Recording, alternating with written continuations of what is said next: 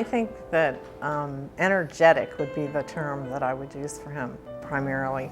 He was people-focused, and mostly he was a happy child. There's a lot of adjectives that could describe him, and certainly persistent, tenacious. He was a confusing person in one regard. He could be silly and have a great sense of humor, but at the same point, he was a man of duty and took his role as a Marine very seriously. Describe Jerms McGraw. Very dedicated, very talkative. I always had a lot of questions. I always knew what he wanted.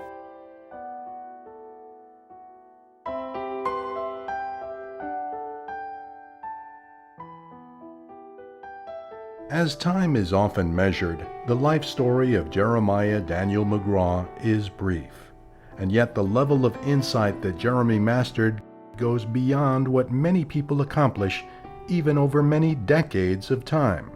The story of Jeremy's life is a blend of relationship, leadership, and service, and his family helped to craft those qualities. Even so, Jeremy's parents, Tim and Juanita McGraw, reflect on the one thing above all others that shaped the life of their son. He was 4 years old, and it was around Christmas time that he asked him the story of Christmas. And he said he would like to ask Jesus into his heart. So that was the beginning of his study. With all the boys, we were teaching them early of our faith.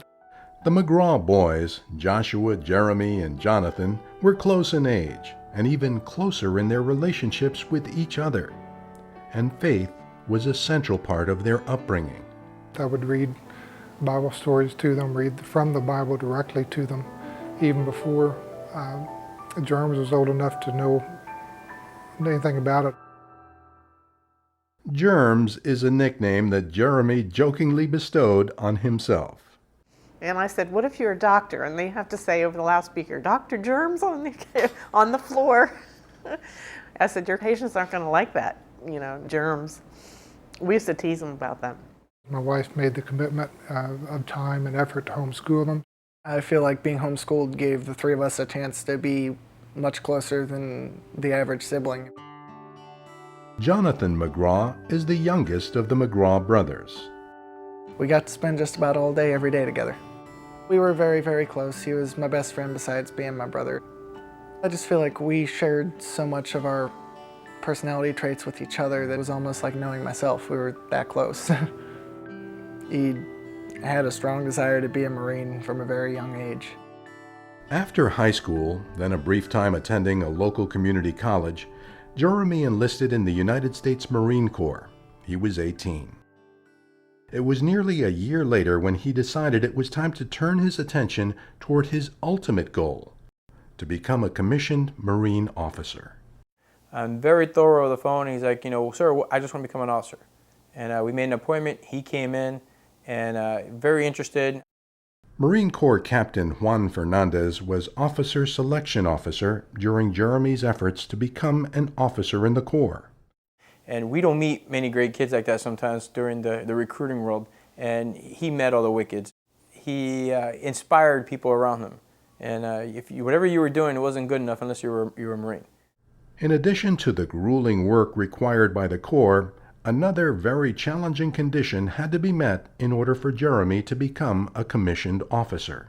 To be an officer, you have to have a bachelor's degree. He wanted to go to school to get a degree that would pertain specifically to being a leader of Marines, and in his opinion, further his ability to be an excellent leader, which is why he chose the MacArthur School of Leadership. Well, the MacArthur School of Leadership began back in 1988. It was set up originally, and it's still designed to appeal to adult learners. Dr. Jim Lobb is Dean of the MacArthur School of Leadership at Palm Beach Atlantic University, a Christian-based school. PBA's main campus is located in downtown West Palm Beach. We look at leadership from a Christian perspective, a Christian values perspective, and of course an ethical base that most of our students really value because they want to see leadership done differently. So we offer an undergraduate in organizational management and a master's degree in leadership. Jeremy went back to school through the organizational management program. Jeremy elected to take all of his classes online, and so a great deal of his thoughts and reflections are captured in writing.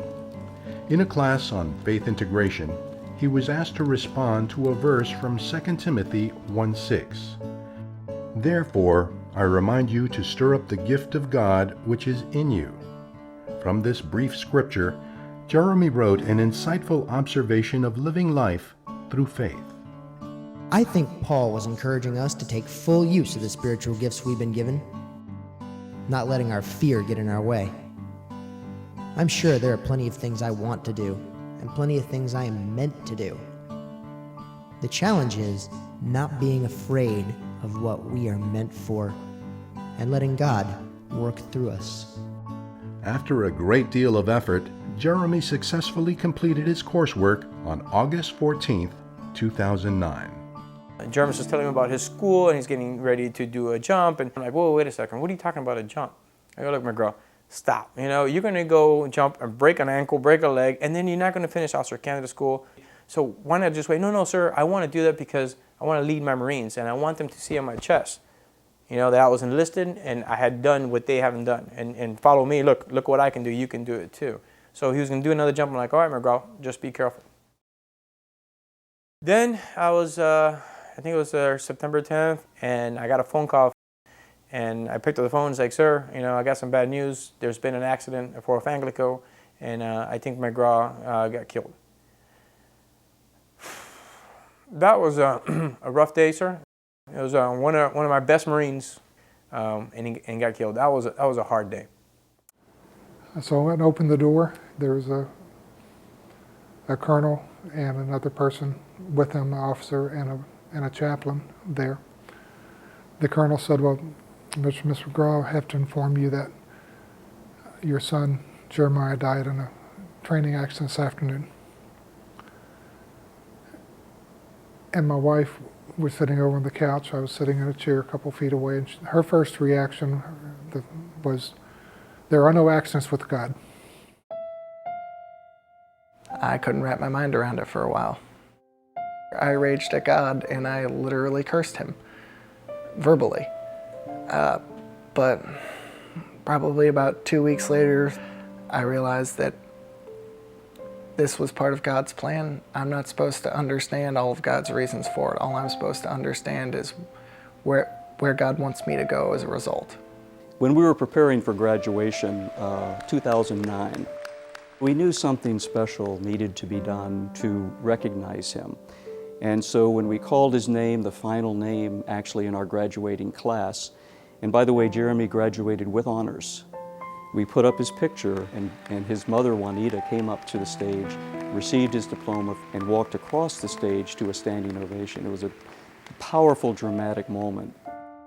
Well, some of our alums got together after that special graduation and recognized that we needed to do something that honored Jeremy's memory and offered what he offered to other people, which was a second chance to other students that are struggling, students that are going through difficult life situations.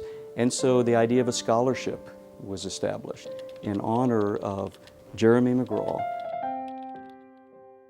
Jeremy was about helping people. Anytime, anywhere, anyone you needed help, you said let them know, you know. So as we thought about that, and you know, that's where the name the Second Chance Scholarship came from, saying because he wanted to help people to start over. I was born and raised in West Palm Beach, Florida, more specifically North Palm Beach. You know, my childhood was pretty good. I came from a good family, was involved in church. Meet Stephanie Tucker, the 29-year-old single mother of Tommy. Stephanie's life story is a balance between the love of family, a troubled past, and a future being built on the foundation of a true second chance. I know in my early childhood I was a very big manipulator. You know, when I was in, I don't know, probably 5th or 6th grade, I started stealing things from stores, and so the behaviors were there all along. I picked up a substance for the first time after a minor surgery I had when I was 12 years old. That was when my addiction started. Started with prescription drugs, moved to alcohol. First time I got drunk was when I was 14, and it just gave me this feeling of I finally found where I fit, you know? And then I started smoking pot. I was stealing my parents' car at night to go and pick up my friends and go joyriding and getting caught by the cops a lot. But after Stephanie's parents enrolled her in a new school with new friends, she did well and was a nominee for the Pathfinder Award. She went on to graduate. And then I went away to college. And when I did that, you know, I wasn't under the protection of my family anymore. And my need for fitting in and for being accepted got a little overwhelming, and I started using again. With her drugs of choice turning more potent, Stephanie was forced to come home. She would work at various jobs to help sustain her addiction. So I spent every dime that I made from my jobs on getting drugs, and when that ran out, I sold jewelry, I sold cameras, I sold myself. You know, I went to doing whatever I had to do. I wasn't doing anything but slowly killing myself. During the time of my active addiction, my faith was non-existent. I mean, I knew what I believed, and it was somewhere there inside, but that last night using, right before I laid my head on the pillow, I literally prayed for God to take my life. Like it wasn't worth living anymore. I was doing nothing but hurting people. And somehow His grace came through, because I woke up. With counseling to help her create a strong foundation, new opportunities have opened up for Stephanie. She is determined to live a life helping others. To do that, she is now enrolled in the same undergraduate leadership degree program that Jerms McGraw successfully completed at the MacArthur School of Leadership at Palm Beach Atlantic University. When they started the open house with prayer, I can't even explain to you the feeling that came over me. It was just like this whoosh of overwhelming love, you know? And that in and of itself was amazing. It's been difficult trying to learn how to budget my time with my son, with my work, with my schooling. But I managed to come out of the first quarter with straight A's, you know? Because like I'm putting the pedal to the metal, and I know that this is where I need to be and this is what I need to do. Just recently, Stephanie was awarded the very first Jerms McGraw Second Chance Scholarship. We're in the process of developing the foundational funding for this scholarship, and so far we've been able to raise the initial amount required for us to begin to give the scholarship, but it's at a pretty small level. And how do we do that? What we'd like to do is increase this so that we could not just give it to one student per year, but we might give it to a number of students, perhaps even all 3 semesters of the year. I'm currently working as an administrative assistant at a substance abuse facility. My hope is that I will be able to, after I finish my degree in organizational management and go on to get my master's as well, I plan on becoming an executive in a substance abuse facility where I can show them the grace and love of Jesus. And what does it feel like to be awarded the very first Jerms McGraw Second Chance Scholarship? It's like Christ showing me that that my life is worth something, that people do believe in me, and that I do have a purpose. Here, Tim McGraw meets Stephanie for the very first time. You don't have to. While it's Jeremy's legacy, this is not about glorifying Jeremy. The scholarship is always been about extending the legacy, but for the purpose of extending the gospel. His death has hurt a lot, but has also left a legacy and has inspired others to succeed and move forward and always strive to be better. I think it's something he'd be very proud of. And it makes me personally feel really good, and I know it makes my parents feel very proud and probably have a little more sense out of my brother's death. At the beginning of his leadership degree, Jerms was asked why he believed he would succeed. Because I need to, and nothing will stop me from meeting my goals, short of God telling me to change my plans. In the end, a different plan was created for Jerms McGraw, a plan that will reach even beyond the lifetimes of those he left behind. The Jerms McGraw Second Chance Scholarship will continue to serve many people for a great many years to come.